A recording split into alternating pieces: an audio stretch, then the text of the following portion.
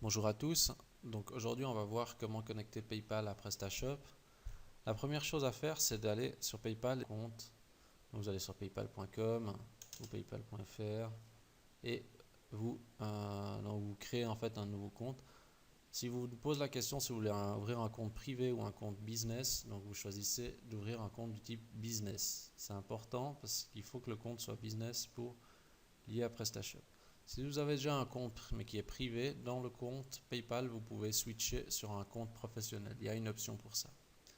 Si je ne vais pas ouvrir un compte, parce que moi j'en ai déjà fait un là pour notre exemple, donc moi je vais juste me contenter de me connecter à mon compte de test, mon compte production d'exemple. Et vous, en fait, de votre côté, vous serez en fait dans le même cas de figure une fois que vous aurez ouvert votre compte et vous aurez validé votre adresse email. Une petite précision encore avant d'aller plus loin, quand vous aurez votre compte PayPal ouvert, pensez à le lier en fait à une carte de crédit, donc enregistrer et confirmer une carte. Ça permettra de relever les limites de votre compte PayPal au niveau des transferts d'argent, etc. Très important. Ici, on est connecté dans notre compte, donc je vais aller dans configuration de mon activité.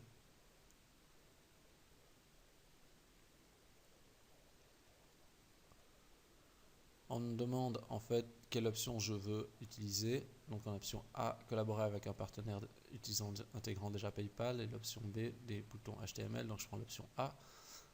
Et donc ici on a un lien configurer l'accès API. Et ici afficher une signature API. Donc on prend cette deuxième option. Et là on a des coordonnées qu'on va mettre en fait dans notre module. Je vais donc dans le back-office, je recherche PayPal. Donc il est automatiquement proposé dans la liste. Je l'installe.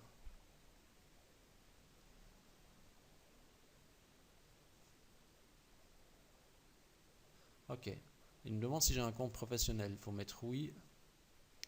Et là, il nous demande les identifiants en fait API. Donc je reprends ces informations-là.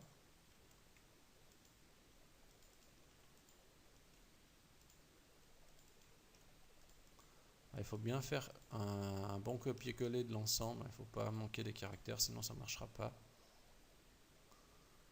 On me demande si j'utilise PayPal Express. Donc PayPal Express, c'est des petits boutons PayPal qui s'affichent un peu n'importe où. Je déconseille d'installer cette option, donc il faut mettre à non. Utiliser la sandbox. Donc moi je laisse directement le mode réel, donc pas de mode test, mode réel avec une transaction réelle. C'est ce que je conseille en fait d'utiliser. Je sauve.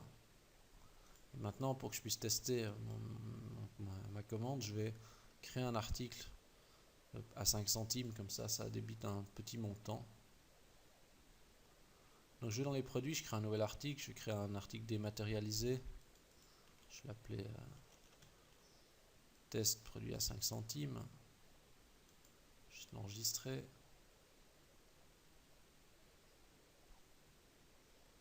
Mettre le prix. Donc je vais mettre 5 centimes.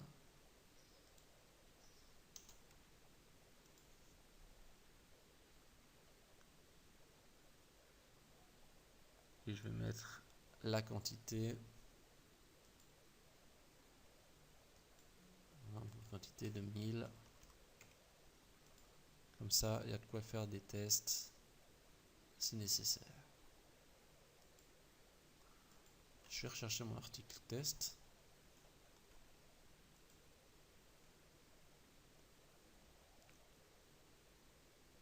Je vais ajouter au panier.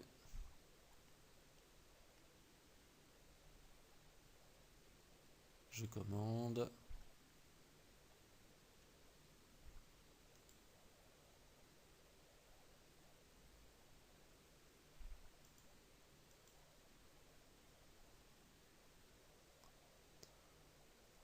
Donc ici on voit, c'est pas très bien proposé par PayPal. Normalement il y a un logo qui s'affiche, là il ne s'affiche pas.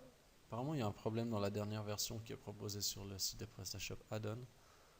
Alors on va l'utiliser tel quel, on reviendra sur ce problème plus tard. Je vais s'assurer que la transaction fonctionne.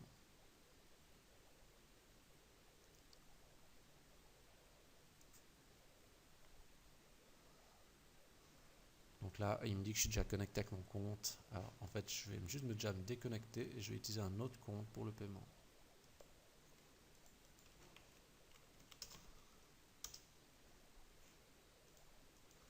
Alors,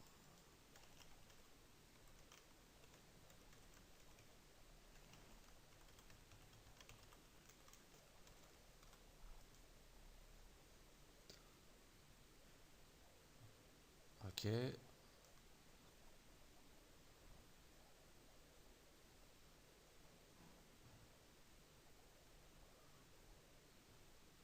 Le traitement est en train de s'effectuer. Et le paiement est passé.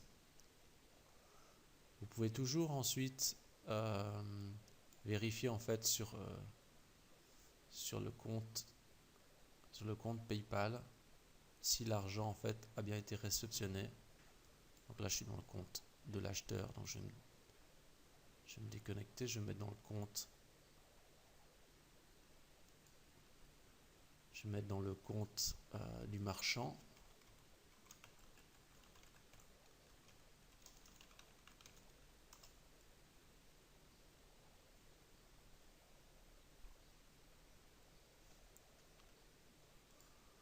Je vais mettre paiement reçu.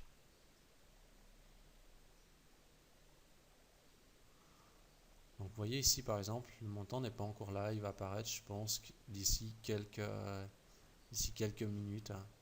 On reviendra tout à l'heure le consulter. En attendant, ici on voit qu'on a le bloc. On a une bloc ici PayPal qui ne sert à rien, donc une mention PayPal. On va aller l'enlever en passant par module position. Je vais rechercher colonne de droite, donc display right column, et je vais dégreffer PayPal de là parce que en fait, ça ne nous intéresse pas d'avoir ce bloc à cet endroit. Je vais vérifier s'il y a quelque chose qui s'est passé entre temps.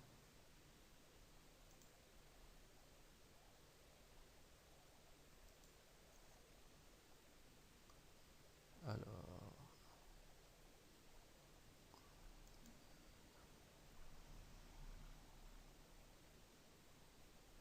non, la notification n'est pas encore passée apparemment. Ça sera fait d'ici quelques instants. Ici, on va peut-être travailler encore la présentation.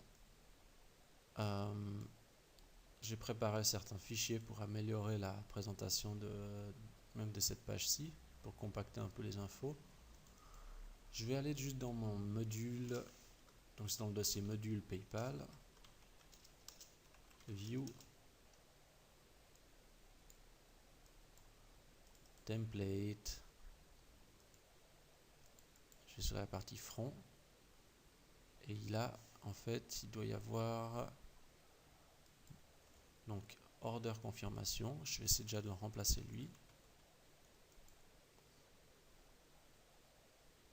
Et puis, on a un autre fichier qui est confirmation, qui est dans le hook, donc dans le template hook, view, excusez-moi, je me répète, PayPal, view, template hook.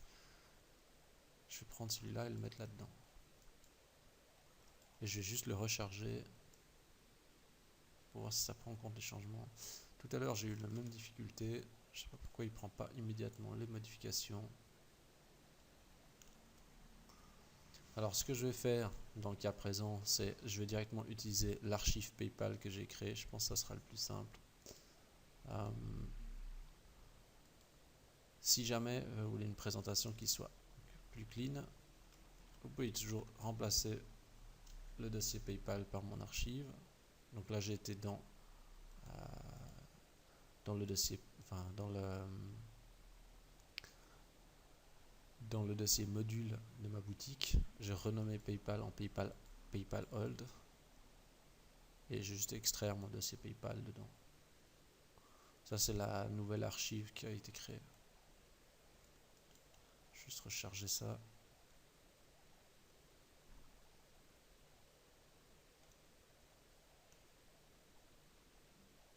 Je vois pas de changement sur la boutique. Normalement, ça devrait compacter en fait la présentation de ces éléments. Ça n'a pas l'air de le faire. Donc ce que je vais faire, c'est je vais déjà revenir en arrière pour voir si ça appliquait les autres changements qui m'intéressaient.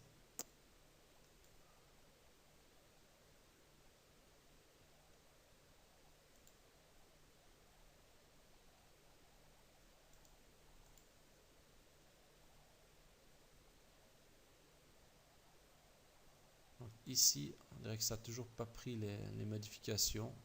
Pourtant, l'archive a bien été remplacée.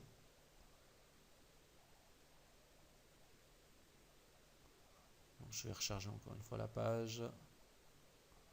Ça n'a pas l'air de prendre en compte les changements. On va peut-être vider en fait la partie cache si on a une. Donc, on va vérifier dans les caches s'il y a quelque chose. Je vais aller dans la partie compile. Donc Smarty compile, je vais vider tout ça.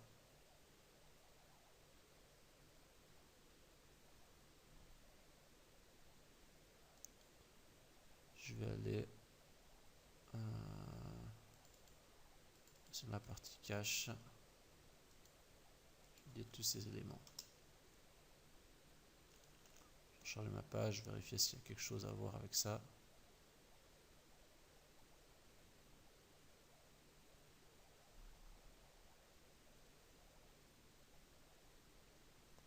Apparemment, il y avait quelque chose avec le cache. Bon. J'ai dû vider en fait ces deux dossiers. Cache, je ne peux pas vous expliquer exactement pourquoi, mais dans la partie cache Smarty et dans cache compile, j'ai dû vider ces éléments. Apparemment, ça ne voulait pas rafraîchir. Si jamais vous regardez toujours dans préférences, CO et URL,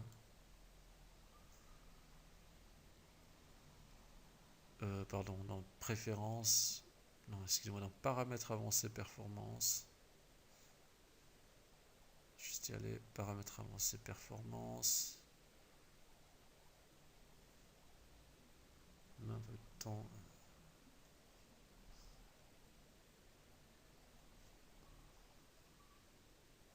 Donc des fois assurez-vous que c'est bien forcer la compilation à chaque appel, mettez cache ici à non et cliquez sur enregistrer. Cas ici ça a bien passé, vous voyez on a ces changements qui ont été effectués. Donc vous voyez la présentation est beaucoup mieux ainsi. Elle est mieux aussi que la présentation originale qui en fait normalement diffère, qui propose des petits logos et puis qui n'est pas forcément dans le même alignement que le reste.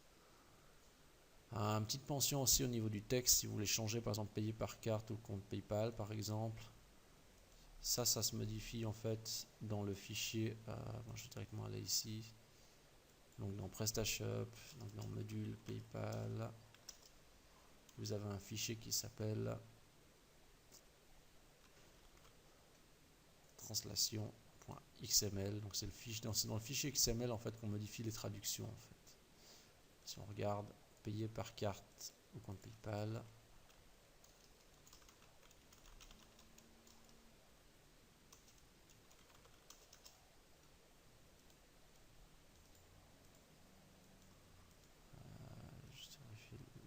c'est payé, c'est comme ça avec les Z. Vous voyez, vous trouvez cette traduction que vous pouvez ensuite changer là. Je l'ai déjà adapté pour mettre le texte le plus pertinent possible.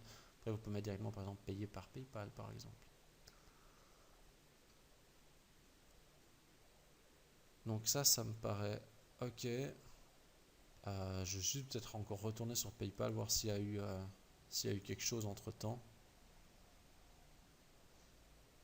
Vous voyez, en fait, là, on a à 16h45, donc la transaction qu'on a faite tout à l'heure, qui est en fait apparue, et que maintenant, je peux à présent rembourser si j'ai envie, par exemple. Donc là, on a bien réceptionné l'argent. C'est juste qu'il a mis un petit peu de temps à s'afficher. Si jamais, donc vous pouvez, si vous désirez faire des changements de manière sans remplacer directement le module, parce que là j'ai remplacé directement le module pour les changements. Si jamais vous pouvez mettre directement le fichier TPL dans les dossiers correspondants. Le logo PayPal, lui, il a spécifié. Je vais vous montrer où il est. Je vous montre juste la répartition de où va quoi en fait. Donc le logo PayPal, il va directement dans PayPal View IMG.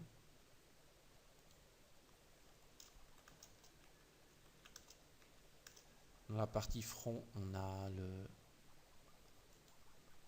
le order confirmation. Donc, dans la partie template hook, on a le express checkout payment et le order confirmation confirmation.tpl normalement. Non, excusez-moi, c'est le confirmation.tpl, pardon, donc celui-ci. Et pour le fichier CSS, vous pouvez ajouter en fait les règles qui sont là-dedans. Vous pouvez les ajouter en fait à la fin du paypal.css. Ça c'est pour ceux qui aimeraient faire ça manuellement. Hein. Comme ici dans le cas présent, ça ne va pas fonctionner tout de suite à cause du cache. Donc voilà, on a regardé ensemble, on a vu ensemble comment installer PayPal. Finalement, vraiment très simple. Si je résume au plus simple, sans faire même des changements d'amélioration de la présentation et tout ça, vous créez un compte PayPal. Vous allez dans cette partie outils configuration de mon activité, vous générez les clés API, vous les reportez dans le compte PayPal et c'est terminé, ça fonctionne. Après, il faut juste ajuster au niveau de la présentation. Alors, je vous remercie d'avoir regardé cette vidéo et je vous dis à la semaine prochaine.